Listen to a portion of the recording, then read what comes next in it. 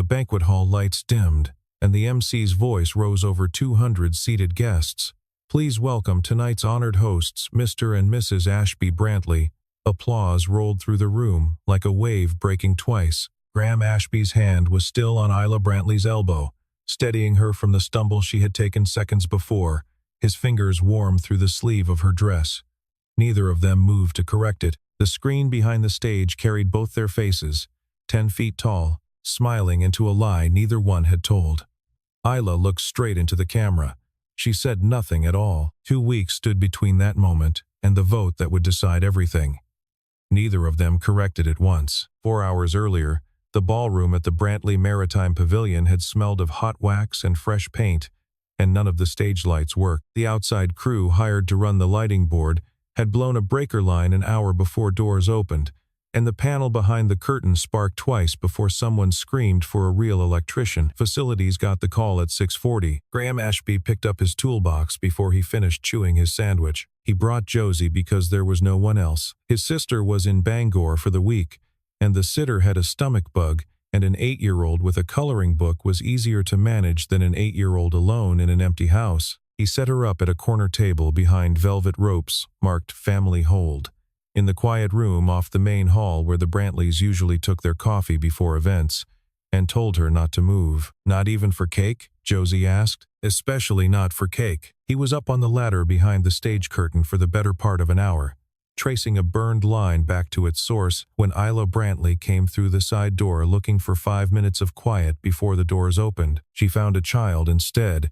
sitting very straight at the family table, drawing a whale with too many teeth. That's an interesting whale, Isla said. He's hungry, Josie said. Like that explained everything. Isla laughed before she meant to.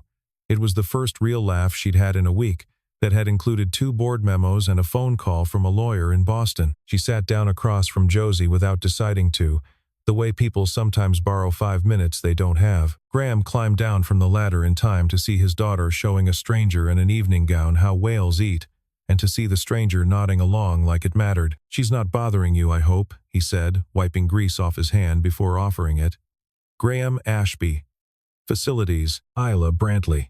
She shook his hand like she meant it. She's not bothering me at all. Neither of them thought much of it. He went back up the ladder. She went back to her office to change earrings and rehearse a toast about legacy and gratitude that she did not, in that moment, feel much of either about. Josie kept drawing whales. What none of them noticed was the seating coordinator, clipboard in hand, ducking into the family room to confirm the head table, seeing a man and a little girl already settled at the reserved Brantley family setting, and crossing 2 names off a very different list without asking either of them their names at all. By the time the doors opened, Graham had fixed the short circuit, packed his tools, and was helping Josie into the folding chair beside the family table because she'd asked, very politely, if she could watch the party from there. He said yes because it was easier than explaining they needed to leave, and because the lights had held, and because for one evening, it didn't cost anything to let her feel like she belonged somewhere important. He had no idea what table he was sitting at until the MC said his name. Please welcome tonight's honored hosts, Mr. and Mrs. Ashby Brantley. For one full second, nobody at that table moved. Graham's hand was already on Isla's elbow from steadying her stumble against the chair leg, an accident of timing that now read, under stage lights and 200 watching faces, like a habit married people fall into, without noticing they've done it. The applause started before either of them could speak.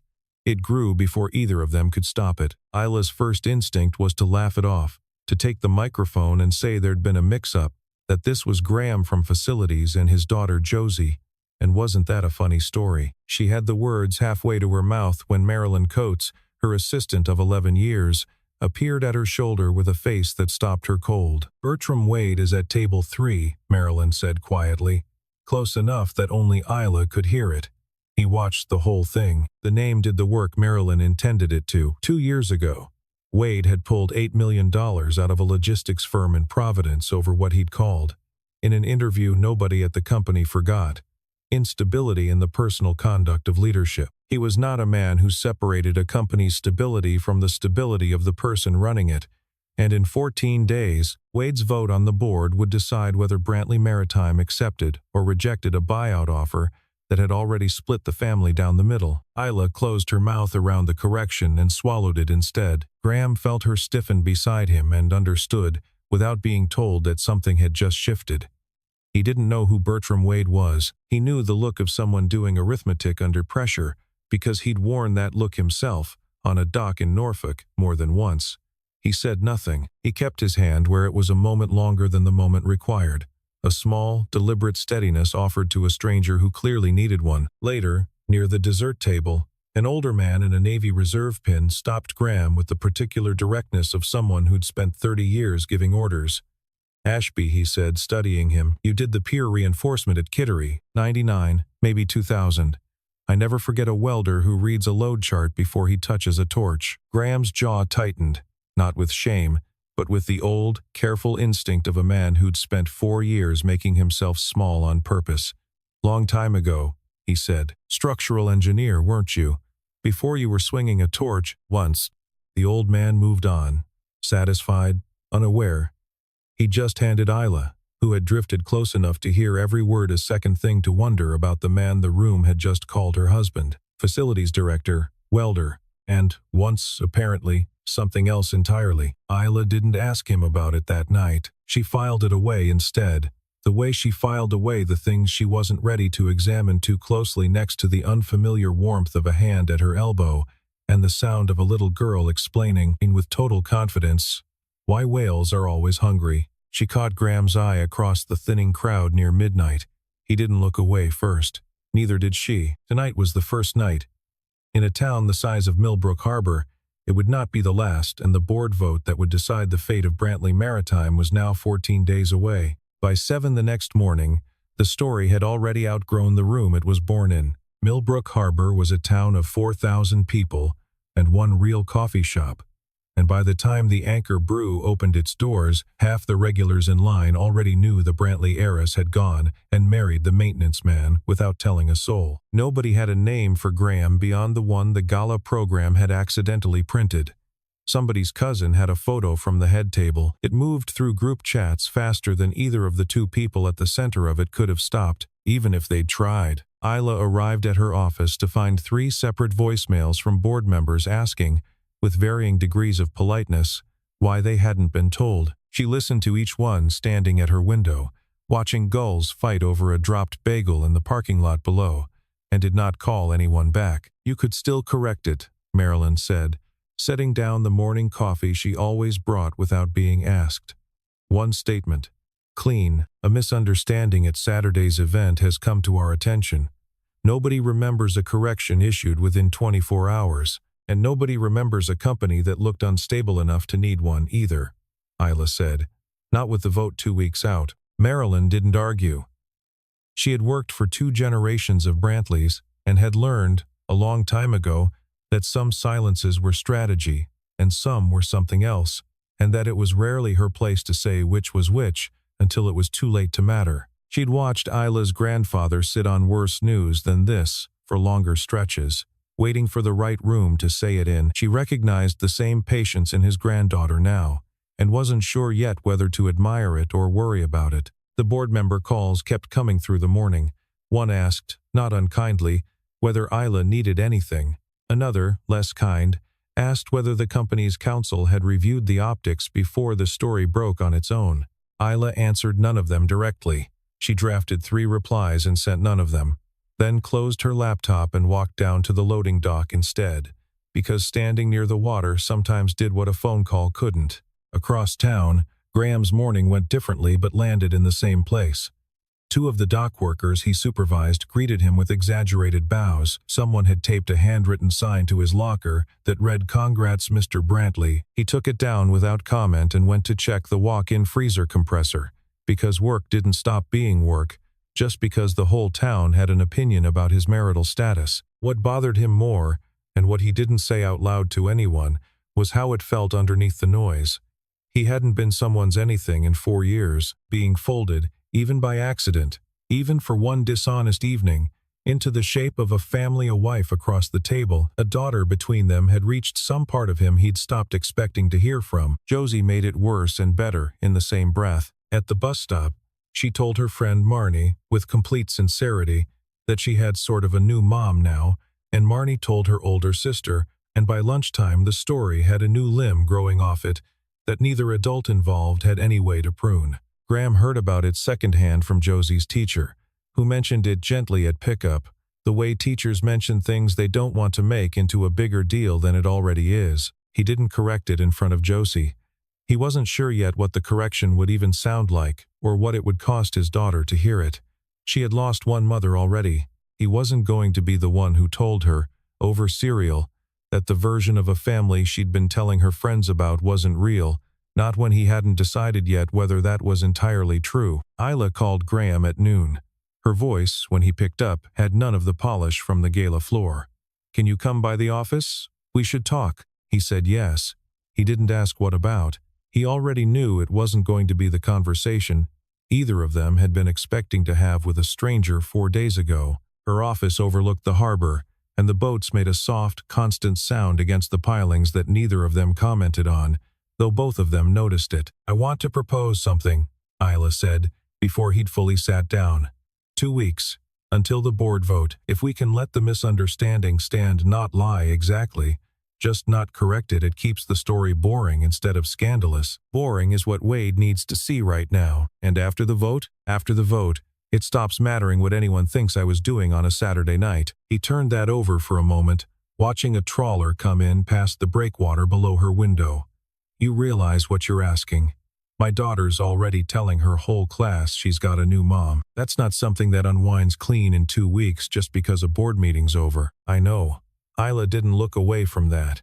"I'm not asking you to pretend for her sake. I'm asking you to let the town keep believing what it already believes, and let the two of us figure out, honestly, what we're willing to tell her when the time comes. Those aren't the same thing." It was a fairer distinction than he'd expected from a woman who ran a company for a living. He respected it more than he wanted to. He was quiet long enough that she started to build the rest of the offer in her head: a maintenance contract extended, a raise, something transactional to make the ask fair. He spoke before she could. "I'm not doing this for a contract," Graham said. "If I help, it's because Josie's already happy about it, and I'm not going to be the one who takes that away from her over some sense of principle that doesn't cost me anything real." It wasn't the answer Isla had prepared for. She sat with it a moment. "Why maintenance?" she asked. "A man who reads load charts before he touches a torch doesn't usually end up running a compressor rotation." He looked at his hands before he answered, the way men do when the true version of a story costs something to tell. "I was an engineer. Navy Seabees, then civilian work after. My wife died on a job site 4 years ago, crane failure. Not mine, but I was the one who signed off on the load plan for the crew that day. I didn't build the crane. Doesn't matter. I couldn't be in a hard hat again without hearing it." He shrugged, like the sentence weighed less than it did. "Maintenance doesn't ask you to sign anything that gets anyone killed." It felt like the only job I could still do and sleep at night. Isla didn't offer sympathy, which he was grateful for. She offered something quieter. Instead, she simply didn't look away, and didn't fill the silence with something easier. "Josie doesn't know all of that," he added. "She knows her mom's in the ground and her dad fixes things now. That's enough for an 8-year-old. "It's enough for me too," Isla said, and meant it in a way that surprised her. She'd expected, walking into this arrangement, to be managing a stranger. What she hadn't expected was to feel, 20 minutes into a conversation about liability and optics, like she'd been handed something private and been trusted not to drop it. She thought of her own father, 3 years gone now, and the version of grief he'd never once let her see, and understood, briefly and completely, why a man might choose a compressor rotation over a hard hat. They didn't shake on the arrangement.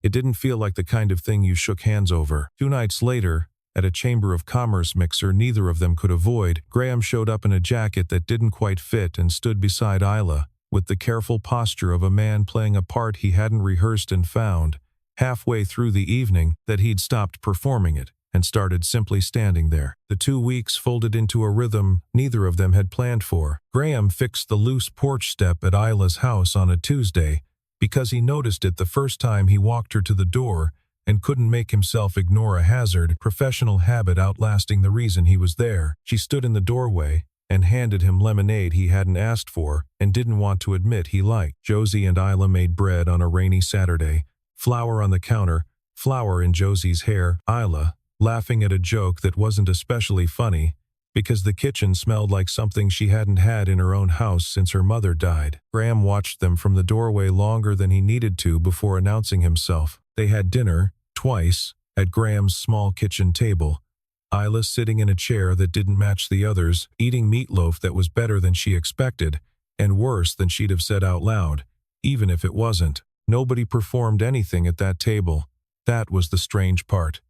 The performance was supposed to happen in public, and instead it kept happening, unplanned, in the quiet. Josie started keeping a list, unprompted, of things Isla liked: the lemonade with not too much sugar, the particular way she folded her napkin before she'd finished eating, the fact that she always asked Josie's opinion on the bread before she offered her own. Graham found the list on a torn notebook page and didn't say anything about it, just left it where it was, because taking it away felt like taking something else away too. Once, walking Isla to her car after the second dinner, Graham reached to open the door for her out of old habit, and their hands met on the handle at the same moment. Neither of them moved first. It lasted maybe 2 seconds. It felt considerably longer to both of them, and neither said a word about it on the drive that followed, though Isla thought about it more than once before she fell asleep that night. Neither of them said anything about what any of it meant. There was a particular kind of silence that had started living between them, not the silence of two people with nothing to say, but the silence of two people who'd noticed something and weren't ready to name it, because naming it would make it a decision instead of just a Tuesday. Dalton Ashcroft noticed something too, though what he noticed had nothing to do with tenderness. From his office on the top floor of the Brantley building, Ashcroft watched the company's stock hold steady through a week that should have rattled it, watched local press run soft human interest pieces about Harbortown CEO's quiet family life, instead of digging into boardroom tension, and understood that the accidental fiction at the gala was, against every likelihood, working in Isla's favor. That was a problem. His arrangement with Halloran Consolidated depended on the board seeing Brantley Maritime as unstable enough to need rescuing, and a CEO who suddenly looked steady, grounded, human, was the opposite of unstable. He did not confront her. He was not a man who confronted things directly when a quieter tool was available. He had built a career, and a fortune he considered smaller than he deserved, on knowing exactly when to let other people's momentum work against them instead of spending his own. He made 2 calls that week, neither of which appeared on any company line. One was to a contact at Halloran Consolidated, assuring them the timeline still held. The other was to no one in particular, a message drafted, revised twice, and sent from an account that traced back to nothing. On the 10th night, Marilyn found an unsigned message waiting in the general company inbox when she came in early. 3 lines, no name attached. It said only that certain people knew certain things about a certain marriage that had never happened, and that certain people would decide soon what to do with that knowledge. Marilyn read it twice before she picked up the phone. "If this gets out before the board meets," Marilyn said, "it isn't just the company that falls apart. It's the 2 of them." 4 days remained. Marilyn brought the message to Isla's office herself instead of forwarding it, because some things deserved to be said out loud. "I should have told you this from the start," she said, before Isla had even finished reading it. "I didn't, because I wasn't sure, and because I've worked here long enough to know what happens to people who accuse a sitting board member of something they can't prove. Tell me now." Marilyn sat down across from her, the way she used to sit across from Isla's grandfather when a decision needed to be made without an audience. "Ashcroft has been in talks with Halloran Consolidated for 8 months. Not company-sanctioned talks. Private ones. I found the correspondence by accident, routing a printer error to the wrong inbox. He isn't trying to protect the family business from a bad offer. He's trying to make sure the offer gets accepted because there's a consulting fee attached to his name if it closes before the fiscal year ends. The gala story isn't a threat to him because it embarrasses me," Isla said slowly, working it through out loud. "It's a threat to him because it's making the company look too stable to sell. That's my read on it too." Graham had been quiet in the corner of the office, listening, and something in Marilyn's account had been circling in his own memory since she started talking. 2 years ago, he said, "I filed a structural report on the North Pier, corroded pilings, load capacity dropping under safety margin. I filed it again 8 months later when nothing changed. And again this spring. I never saw those, Isla said. They went to facilities budget review.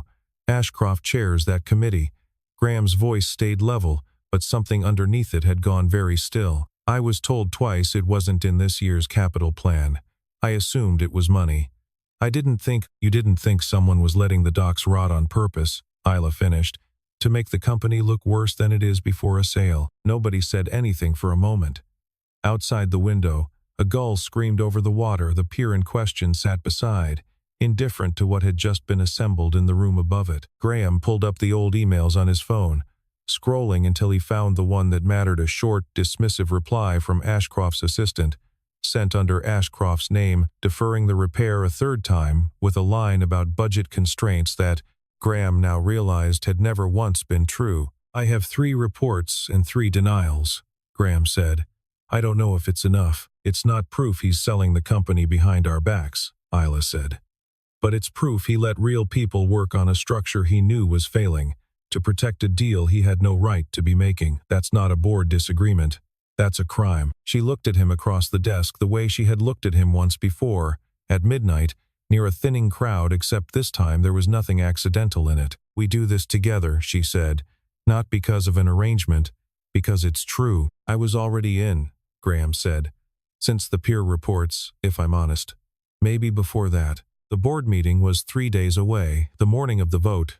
Ashcroft moved first. He called a press conference on the courthouse steps at 8 o'clock, before the board had even convened, flanked by 2 members he'd spent months courting. He stood in front of local cameras and called Isla Brantley's leadership into question, citing what he called a fabricated domestic image constructed to manipulate investor confidence. The gala, the maintenance man, the quiet child at the family table, all of it laid out for the harbor town to consume with its morning coffee. He'd chosen the courthouse steps deliberately, the same low granite stairs where 3 generations of Brantleys had cut ribbons and shaken hands, and he stood on them now like a man reclaiming ground rather than attacking it. A handful of reporters had been tipped off the night before.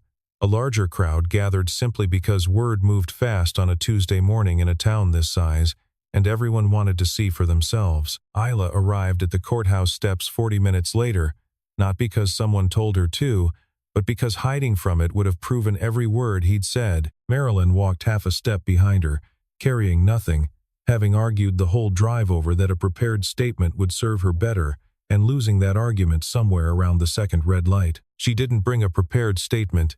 She stood in front of the same cameras and said the truest thing she had left.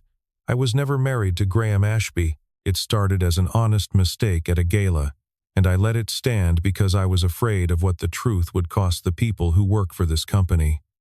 That fear was mine, not his, and I own it. She paused, and the pause did more work than any rehearsed line could have. What I won't apologize for is what actually happened in the 2 weeks since. None of that was staged. All of it was real, and I'm not ashamed of a single day of it. Graham stepped up beside her before Ashcroft's people could seize the silence that followed. He hadn't planned to speak either, but 4 years of staying quiet had run its course somewhere in the last 2 weeks, and he found he no longer wanted the smallness he'd built for himself. My name is Graham Ashby, he said. Before I fixed things for a living, I was a structural engineer, Navy Seabees, then civilian. I know what a failing pier looks like on paper, because I've filed 3 reports on the North Dock in the last 2 years, all of them ignored by the committee Mr. Ashcroft chairs. He held up copies, printed that morning, hands steady in a way his voice wasn't quite. He wasn't protecting a budget. He was letting a working waterfront rot so it would look cheap enough to sell out from under the people who built it. The reaction on the courthouse steps was immediate, and total reporters breaking toward Ashcroft before he'd finished composing his face. One board member already on her phone calling for an emergency session, the calm, choreographed press event collapsing into something closer to the truth than anyone there had planned for.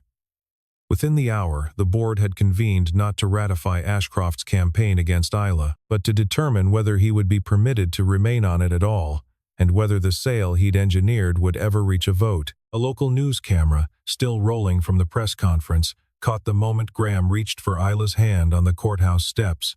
Neither of them was performing anything now. It went out on the 6 o'clock broadcast anyway, and for the first time, neither of them minded. The emergency session was called for 1 o'clock and ran past 5, in a conference room on the 3rd floor of the Brantley building that still smelled faintly of the coffee from that morning's ordinary, forgotten agenda. Chairs were pulled from the hallway to fit everyone. Isla sat at the head of the table because it was still, technically, her seat, and because leaving it empty would have said something she didn't want said. Ashcroft arrived late, unapologetic, a folder under his arm that he never once opened. He took his usual chair like the morning's press conference had been someone else's idea entirely. Bertram Wade spoke for less than 3 minutes of the 4 hours that followed, which was somehow the part everyone remembered afterward. "I want to correct something people seem to have assumed about me," he said, standing at the head of the long table with the same unhurried authority he'd carried into the room. 2 years ago, I pulled my investment from a firm because its leadership hid a pattern of financial mismanagement behind a tidy personal narrative. It was never about a scandal. It was about honesty. What I saw on those courthouse steps this morning was a CEO who told an uncomfortable truth in front of cameras when silence would have been easier, and a man who documented a safety failure 3 separate times through the proper channel, even when it was ignored. He looked directly at Ashcroft. "That's not instability. That's the opposite of what I've spent 30 years worrying about," Marilyn testified next, laying the anonymous message in the correspondence trail on the table without flinching. Though her hands weren't entirely steady doing it, she had 11 years of pension riding on a company that might not want her back after this. She did it anyway. Ashcroft fought harder than anyone expected, calling the peer reports a maintenance worker's exaggeration, calling Graham unqualified to assess structural risk until Graham produced his old engineering license, still active, still valid, a fact Ashcroft had clearly never bothered to check, before deciding which parts of Graham's life were worth dismissing.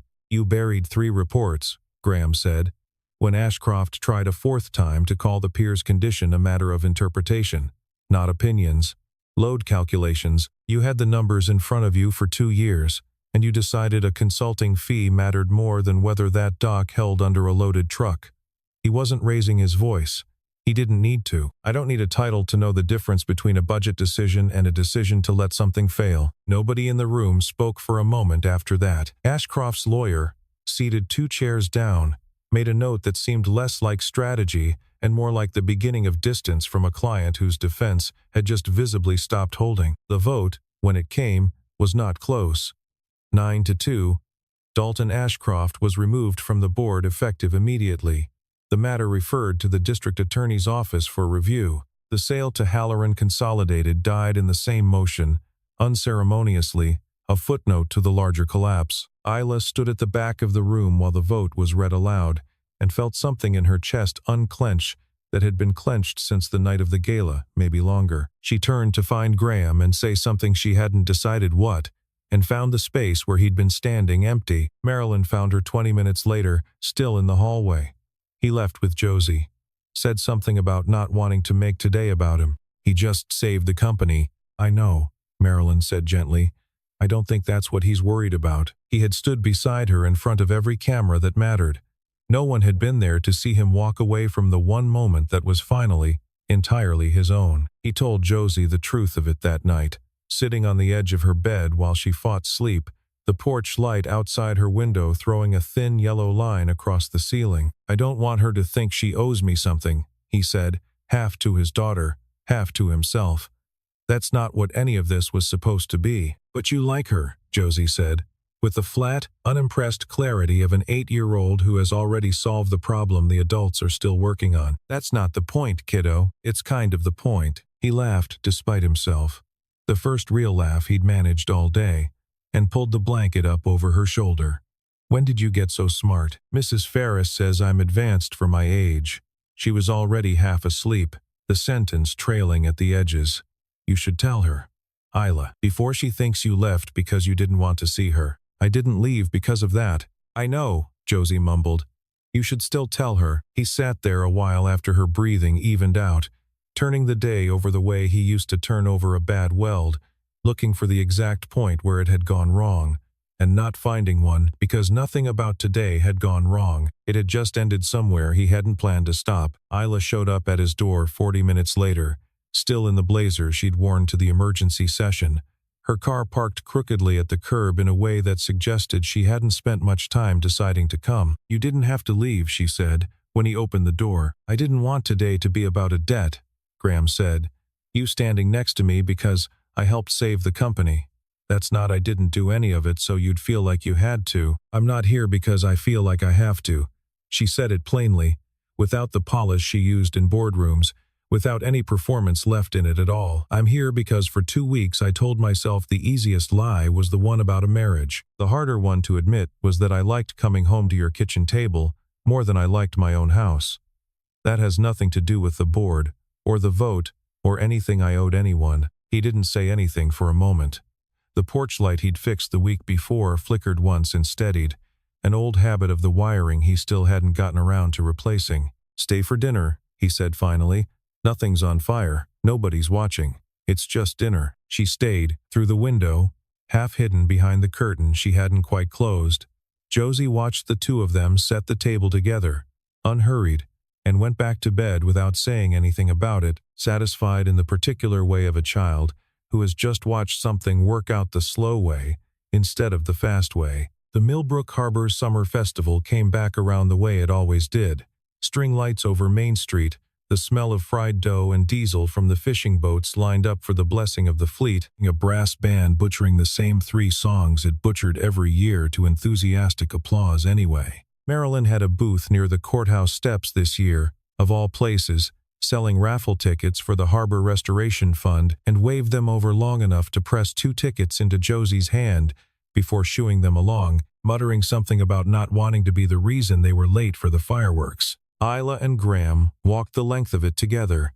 No cameras, no press release, no seating chart to explain them to anyone. Josie ran ahead toward the funnel cake stand and back again twice before either of them had finished their coffee, and nobody at any of the booths they passed thought there was anything left to correct. They passed the spot near the old fish market where Ashcroft's name had once been on a plaque for a donation nobody could quite remember the purpose of. The plaque was gone now, quietly removed sometime after the district attorney's office finished its review, the empty bracket on the brick wall, the only remaining evidence anything had been there at all. Neither of them mentioned it. There wasn't much left to say about a man who'd traded a working waterfront for a fee he never got to collect. They stopped at the harbor wall to watch the boats. The North Pier stood behind them, freshly reinforced, the funding approved unanimously at the first board meeting after the vote.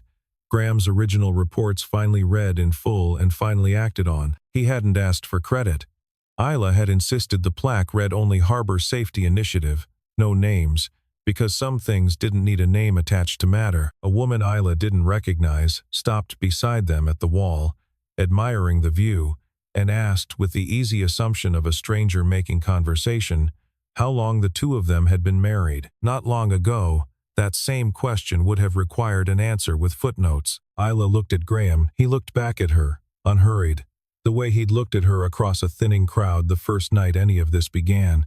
Except there was nothing to explain anymore and nothing either of them needed to hide. "Longer than people think," Isla said, and took his hand and didn't correct herself. The town had gotten it wrong the first time, but some mistakes, given enough time, simply become true.